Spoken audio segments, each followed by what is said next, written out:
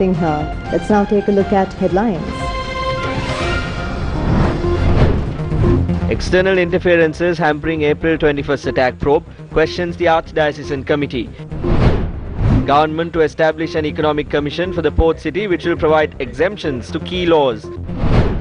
3 companies have imported substandard coconut oil. Steps taken to re-export the consignment. Minister Vimal proposes that the sand dunes in Kirinda be taken over from an Indian company and be given to a state-owned enterprise. The enormous container ship blocking Egypt's Suez Canal has been fully floated.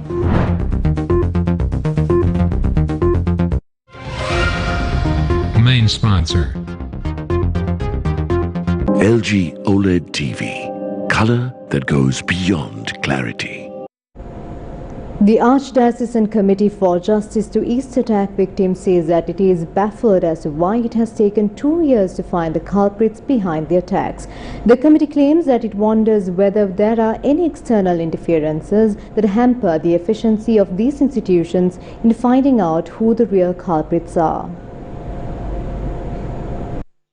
The statement further noted that the Criminal Investigations Department and all the other relevant state institutions handle intelligence and find out the culprits who commit other crimes in the country, taking action against them expeditiously. The Archdiocesan Committee points out that it baffles them as to why, after well nigh 2 years, the authorities have not been able to find the culprits who murdered 269 innocent human beings and caused serious injuries to over 300 others, some of whom remain maimed and made to go from hospital to hospital for the rest of their life. The committee says not fulfilling that responsibility is a grievous crime. Through the release, the committee requests the government, the opposition and all politicians not to exert any political influence in granting justice to the victims of the attack. The committee also requested the Attorney General and the relevant officials to fulfill their duties expeditiously. The Archdiocesan Committee for Justice to East attack victims has directed its attention towards 4 main points. They are: bringing those who are responsible for the attack before the law and expedite the legal process for those who are arrested as of now. Launch an investigation on the individuals who were affiliated with Zahran Hashim during the war. Prosecute without hesitation and further delays all those political leaders and officials, irrespective of the position they held, seconded for prosecution in the report of the Presidential Commission of Inquiry. Extremist Islamic groups which are a threat to national security must be proscribed immediately along with their foreign sponsors and local agents. Islamic preachers who promote religious extremism through hate speech should be banished from the country. The offensive weaponry that they have imported should be searched for, and all financial sources as well as liquid and non-liquid assets that sustain extremist terrorist activities must be confiscated. The release that contains these requests has been signed by the Archbishop of Colombo, His Eminence Malcolm Cardinal Ranjit and the auxiliary bishops. What is going to happen to the provincial councils? A debate has arisen among the members of the constituent parties of the government about this. The long-drawn provincial council elections are due to be held, but there is now a discourse among the main parties in the government as to what electoral system should be used. The Sri Lanka Freedom Party has repeatedly said that we are against the old preferential system and therefore are in support of a new mixed system. We suggest that we go for a mixed system of 70-30, 70% elected at the seat level and 30% through proportional representation.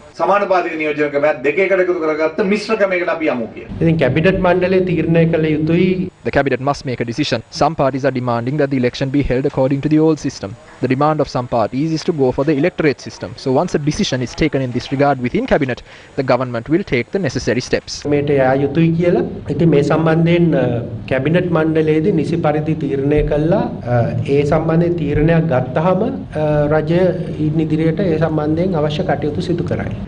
many national organizations that work to bring the current government to power are of the opinion that the provincial council system should be abolished. This provincial council is leading the country to separatism on the one hand and wasting public money on the other. It has been proven over the last few years that it is not necessary. We strongly urge the government not to hold the provincial council election and turn the opposition to the provincial council election into an opposition to the government. But the Indian government continues to insist that the elections be held and that the 13th Amendment be implemented fully.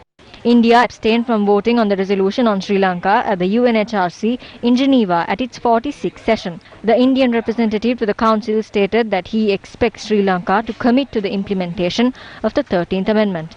Meanwhile, the President expressed these views during the Gama Samaga Pilisandara program held last weekend. We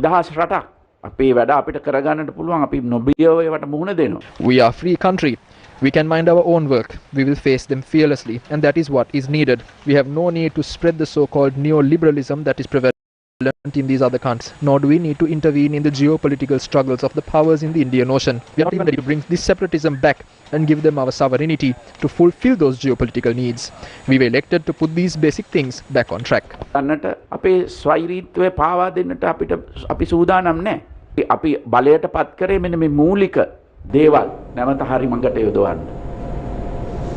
The Sri Lankan government has decided to establish a president-appointed commission named the Colombo Port City Economic Commission for the administration, regulation and control of all matters connected with businesses and other operations of the Colombo Port City. This is detailed in Colombo Port City Economic Commission Bill, which was presented to Parliament recently. 446.6153 hectares of reclaimed land from the sea located close to the Colombo Port and Golf-Face Green was named as the Colombo Port City's Special Economic Zone. According to the bill recently produced in Parliament, the Colombo Port City Economic Commission is entrusted with the administrative duties of the Special Economic Zone. According to the bill, the Commission shall consist of not less than 5 members and not more than 7 members and shall be appointed by the President. The Commission shall have its own fund and all sums of money as may be received by the Commission by way of fees or charges imposed by the Commission will be credited to this fund. The Colombo Port City Economic Commission Bill goes on to note that 7 enactments shall have no application within the area of authority of the Colombo Port City, and they are the Urban Development Authority Act No. 41 of 1978, the Municipal Council Ordinance Chapter 252, the Commercial Mediation Centre for Sri Lanka Act No. 44 of 2000, the Town and Country Planning Ordinance Chapter 269, the Strategic Development Projects Act No. 14 of 2008, Public Contracts Act No. 3 of 1987, the Board of Investment of Sri Lanka Law No. 4 of 1978. It further goes on to note that exemptions and incentives may be granted from or under the following enactments: the Inland Revenue Act No. 24 of 2017, the Value Added Tax Act No. 14 of 2002, the Finance Act No. 11 of 2002, the Finance Act No. 5 of 2005, the Excise Special Provisions Act No. 13 of 1989, the Debit Tax Act No. 16 of 2002, the Customs Ordinance Chapter 235, the Ports and Airports Development Levy Act No. 18 of 2011, the Sri Lanka Export Development Act No. 40 of 1979, the Betting and Gaming Levy Act No. 40 of 1988, Termination of Employment of Workmen Special Provisions Act No. 45 of 1971, the Entertainment Tax Ordinance Chapter 267,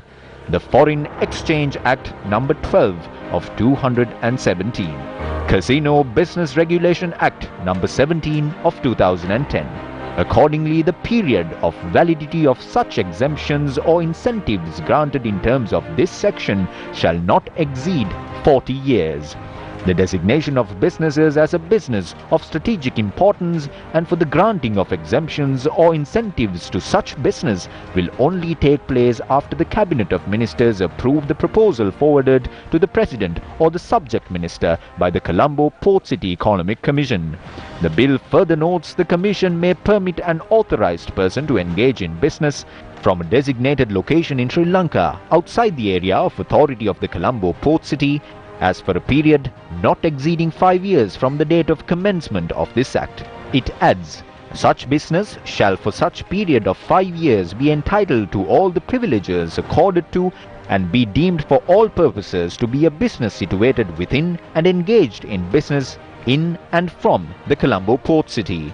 After the Colombo Port City Economic Commission is approved by the Cabinet of Ministers, it shall be produced in Parliament to be debated.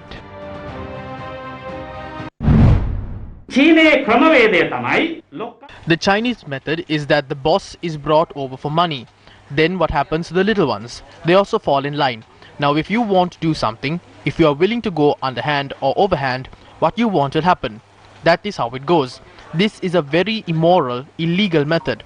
The United States Constitution states that state-owned companies do not pay commission at home nor abroad. But the biggest thing in the context of Chinese companies is that if you ask for a 15% commission, they will give you 15%. Then you can imagine. Now the best example is a coal power plant in our country, Norochalai. How many megawatt of electricity is generated by the coal power plant at Norochalai? We are told that it is 300 megawatts, but in fact only 270 megawatts are generated by the turbines, 30 less than they claim. Why is that? Because you can't pay commissions if you bring the correct turbine. Therefore, if you bring a low quality one, you will be able to pay a commission. Do you think you are someone who knows how to count? Can you say how many megawatts this project is? How much power is generated? The average person knows nothing. We believe both the politician and the engineer. It is when both have been given commissions that this happens. Understand the existence of danger.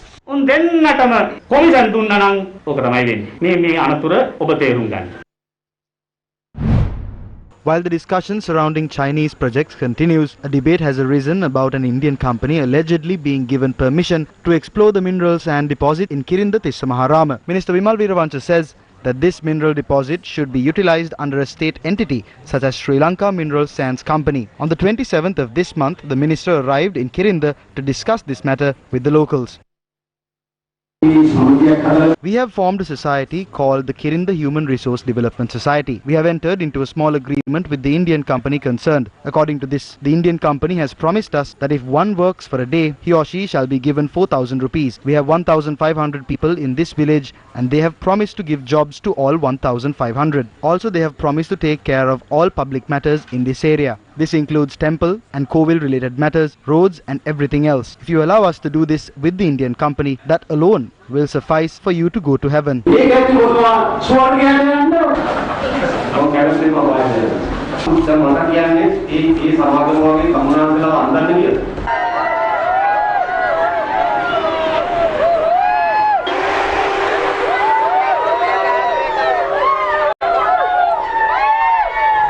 අපේ චමල් රාජපක්ෂ අමිතුමා ඉන්න අපේ district නායකයා එතුමට පිටින් කිසිම කෙනෙකුට මේක කිසිම දෙයක් කරන්න බෑ. It has now been revealed that a private company called Indian Oceans Grant Sands Company Private Limited has signed a memorandum of understanding with the Welfare Society in the Kirinda area on the mining of the mineral deposit in question. The company's parent company is based in the Indian state of Tamil Nadu. They have signed this agreement with the Kirinda Andaragasyaya Human Resource Development Welfare Society, which is said to be registered with the Tissamaharama Pradeshya Sabha. However, when we inquired on the matter from the chairman of the Tissamaharama Pradeshya Sabha, he stated that the Welfare Society which had signed the MOU was not registered with his Pradeshya Sabha. All members of the Pradeshya Sabha were brought to a hotel and were promised a hybrid car and a foreign tour, and in exchange were asked not to oppose the proposal. We have not taken any decision to give these rights to an Indian company. They have made an organization comprising the cooperative society of that village. There are about 1,800 families there. Even during election time, the president has issued a letter saying that they will be allowed to collect what is there and sell it to the Indian company. That is what they are expecting. I have no problem whether it is India or China. We are with the people wherever the people are.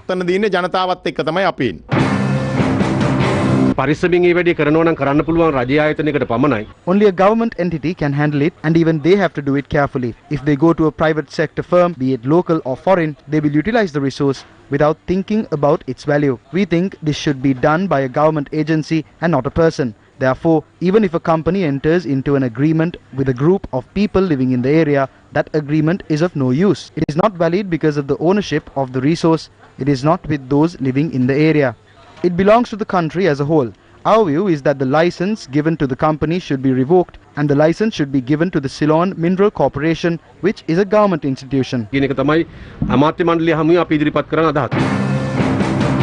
It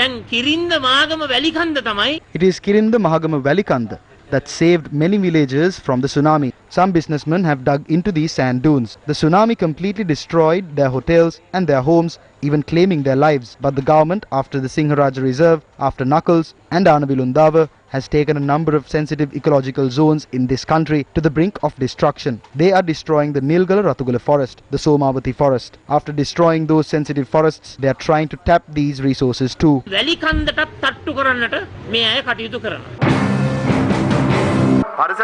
If the environmental report, after being called, states that there is no harm in this project being implemented, then the government can take a decision. But it is not the policy of the government to sell our assets.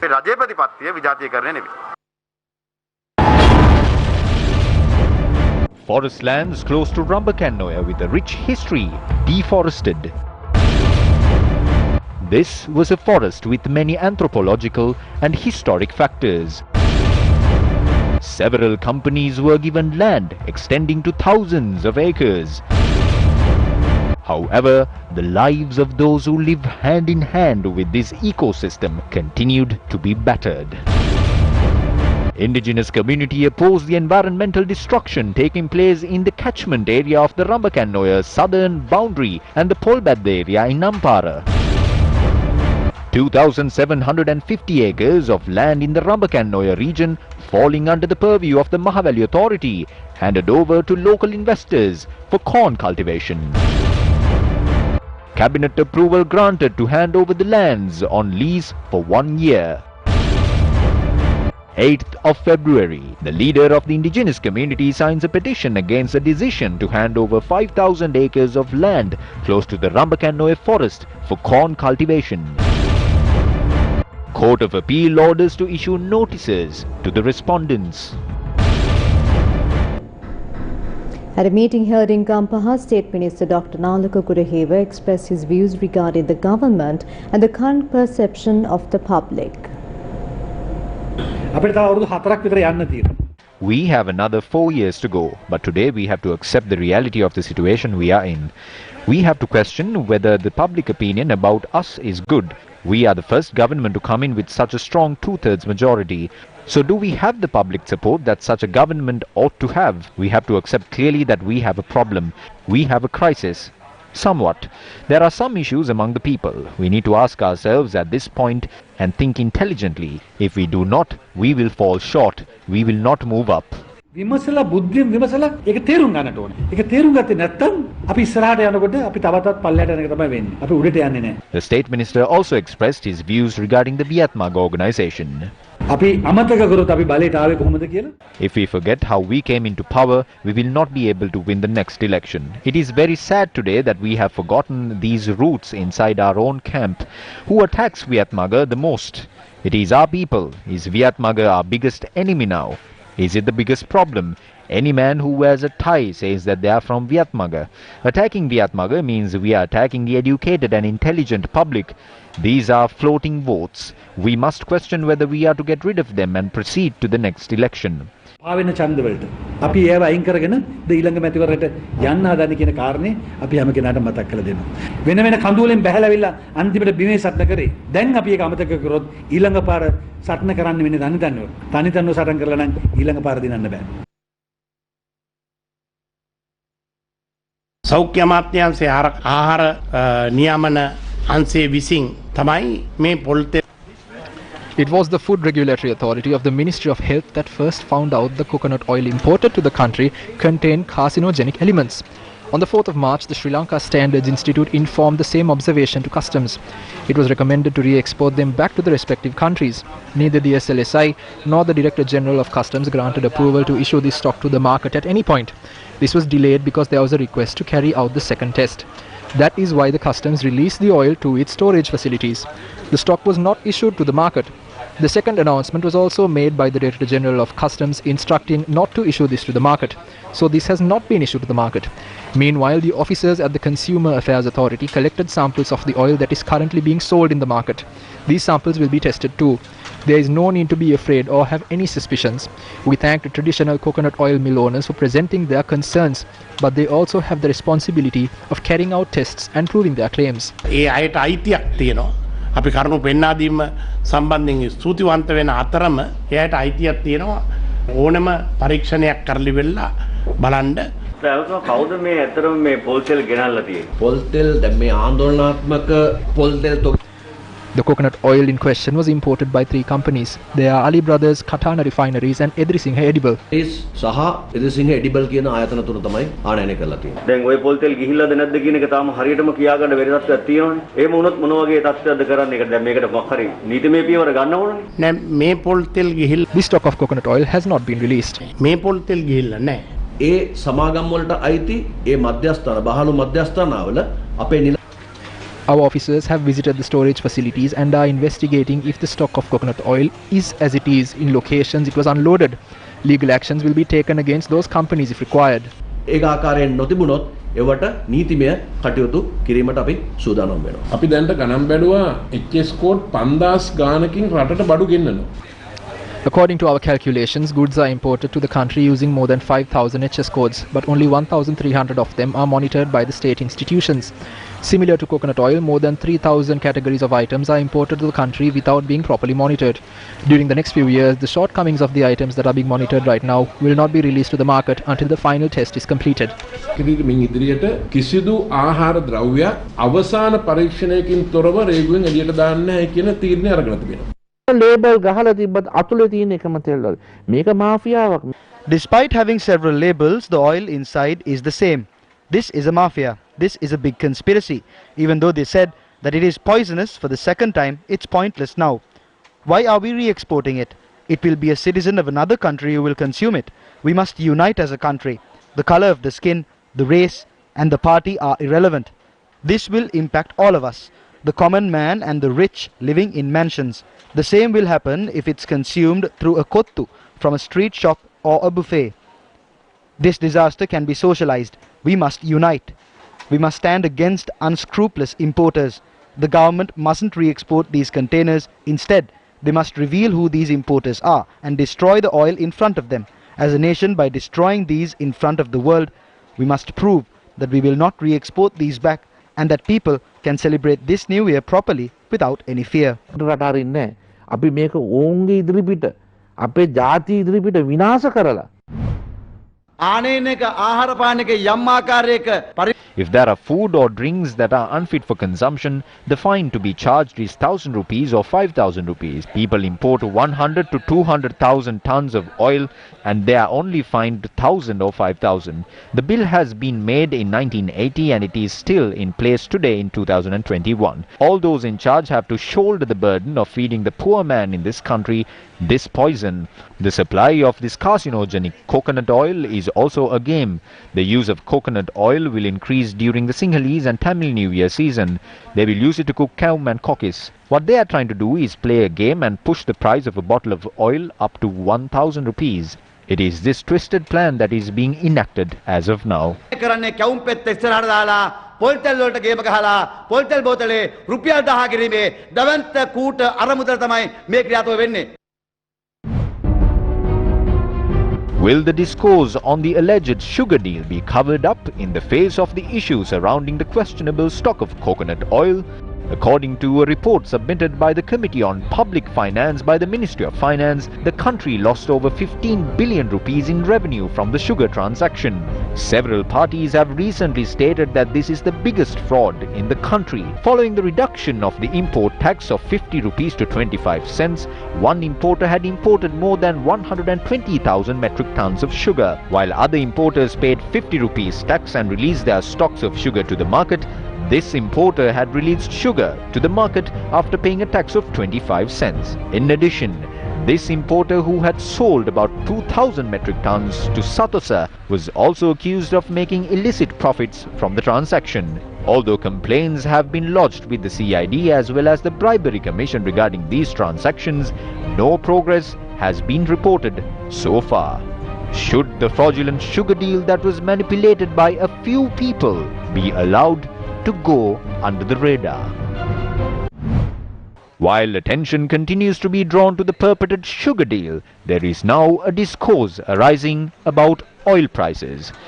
Will oil prices increase in our country in the future? Oil prices in the global market have fallen about 6% over the past 2 weeks. Today, a barrel of crude oil in the American market was reported to be $61.43, while a barrel of crude oil in the Brent market was $65.16. Over the past year, the price of barrel of oil in the world market has been below $50 mark. The price of a barrel of crude oil was less than $40 a barrel for nearly 9 months between March and November. However, between November and March 11th, the price of a barrel of oil in the world market rose between to $66 and $69. Today, the price of a barrel of crude oil in the world market has come down to a range between $62 and $65. The government has no moral right to increase fuel prices. The Ceylon Petroleum Corporation has a net profit of 120 rupees per litre of petrol after the COVID-19 disaster began. Also, if you buy diesel, the cost per litre will go down to 35 rupees a litre, but it still costs 137 rupees a litre. While oil prices crashed globally, they didn't reduce prices by a red cent. As oil imports fell, it created savings of $1.3 billion. The government saved 250 billion rupees as a result. Mr. Bandula Gunawardena said several months ago they would set up a stabilization fund and deposit this money in the stabilization fund. They said that when the price of oil goes up in the world market, they will use the stabilization fund to avoid increasing the price of oil. Where is this 250 billion rupees now? Has the money evaporated by now? The government points at a ship in the SUEZ Canal and claims that fuel prices should be increased. This is a blatant lie. The ship has been removed now. They may point out 2 or 3 more vessels today that they claim are stuck. That's not the problem. The government's mismanagement now means that for the first time, the main suppliers did not come forward and did not apply for the bids they were called. They no longer have any trust. ඉල්ලුම් කරලා නැහැ. ඒ හේතුව මොකක්ද? මේ රට කෙරෙහි තියෙන මූල්‍ය තත්ත්වයේ කෙරෙහි තියෙන අවිශ්වාසය නිසා. The footage of a man being assaulted by a police officer is currently being circulated on social media. Newsfirst inquired about this incident. According to the spokesperson of the Sri Lanka Police, DIG Ajith Rohana, this incident had taken place in Pannipitiya this morning. The police officer in question is a traffic constable attached to the Maharagama police station. The individual who has been attacked is believed to be the driver of the lorry that had struck the traffic OIC at the Maharagama police station this morning. The OIC has sustained injuries from the accident and had been admitted to hospital. However, spokesperson of Sri Lanka Police, DIG Ajith Rohana, said that attacking a suspect in this manner cannot be accepted. According to a release issued by the Ministry of Public Security this evening, the officer in question has been suspended from duty upon instructions by the minister. You're watching Primetime News. Let's now cross over to a short commercial break.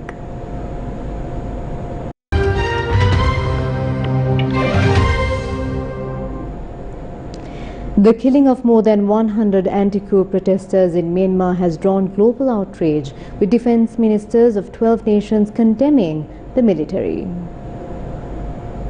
You're watching Primetime News. Let's now cross over to a short commercial break. Mercedes Lewis Hamilton won a nearby Team Bahrain Grand Prix season opener, triumphing over the Red Bull of Max Verstappen in a fantastic duel in the desert that went down to the very last lap of the race. A second Mercedes of Valtteri Bottas completed the podium. With that, we wrap up Primetime News. I'm Bernadine Jayasekara and the interpreter for tonight is Brian. Good night. Take care.